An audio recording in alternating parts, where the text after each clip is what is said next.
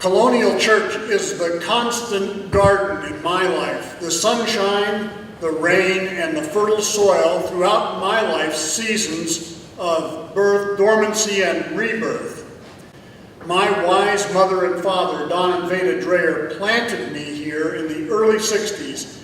My parents grew and flourished in this church.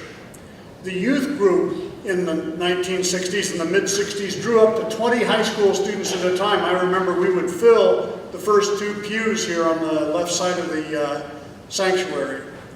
And some of those folks are still around. Aaron has just been talking about our roots, and there are genetic roots, and then there are ethical and philosophical and spiritual roots, and my spiritual and ethical and philosophical roots are definitely here. I remember some of those kids. Sally Morgan is still here. Martha Greenhaw.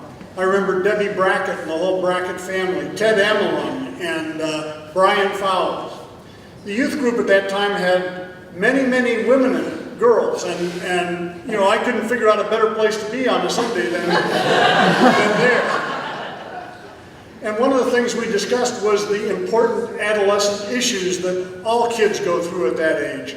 And some of those the most meaningful discussions that I can remember from my childhood happened right in this church with these people. That was formative for me.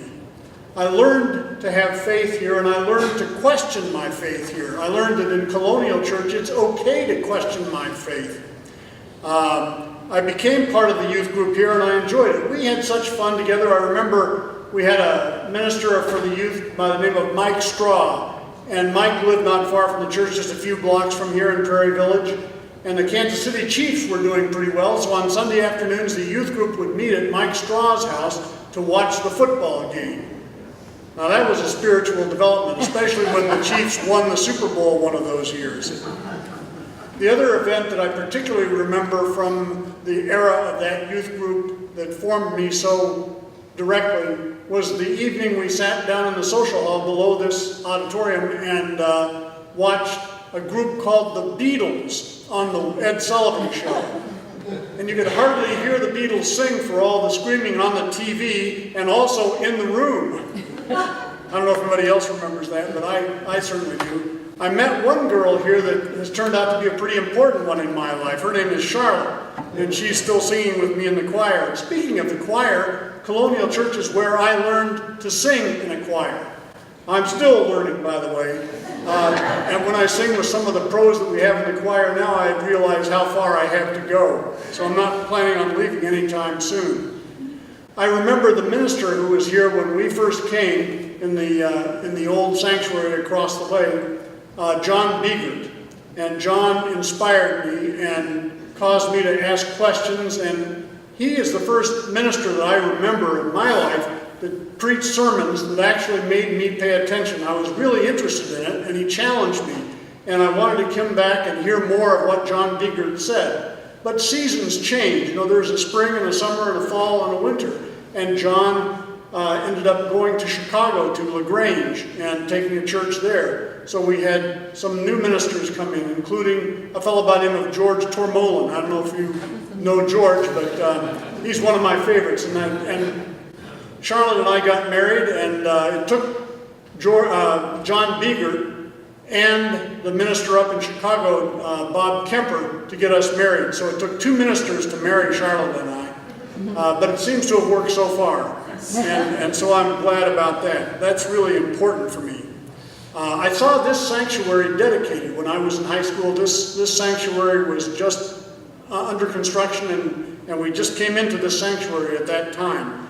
It's been around for a while now, and it's gone through some changes itself. The pipe organ has a completely different color on the walls. Now I know that was a matter of great controversy in this church, what the color of the walls in the sanctuary should be.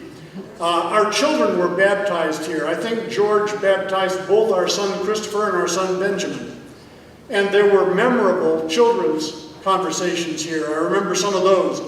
One in which our precocious, loud children would answer the minister's questions. I remember George asked the kids, "What did you have for breakfast this morning?" And one of our sons, I can't remember now which one it was, doesn't really matter, one of our kids said, well, we had oatmeal, George.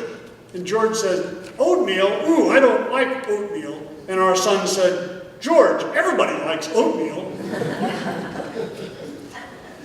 The children were baptized here. I've been educated in this church. In the Heritage Room after the services, we had a series of educational classes for adults. I remember hearing about a fearsome thing called the AIDS epidemic here. And there was lots of misinformation available in public. And I remember some of the physicians who were in the congregation at that time were willing to speak to the group after the service and give us the medical facts about the disease and what's being done about it. And that's an era that has passed us, but it's part of the development that I learned here. And I learned that the church is a place that I not only learn about Jesus, but I learn about the world. I remember Bob Dole coming here and speaking to the congregation and other politicians. I left here after all that nurturing and growth in fertile soil. Of course, I took the family away from here to pursue career ambitions in other parts of the country. We lived in Oregon for several years, in Southern California for a while, and then spent 20 years in Chicago. So when we came back to Kansas after being gone for 25, 26 years, something like that, we thought about which church we should join. We actually live in DeSoto, which is pretty close to Lawrence. It's a very easy drive over to Plymouth Congregational in Lawrence, Kansas, a very appealing church. We went to a Christmas Eve service there, and I think it was their 156th Christmas Eve service. It's an old congregation. It was very moving, and it was so crowded on Christmas Eve we could hardly get in.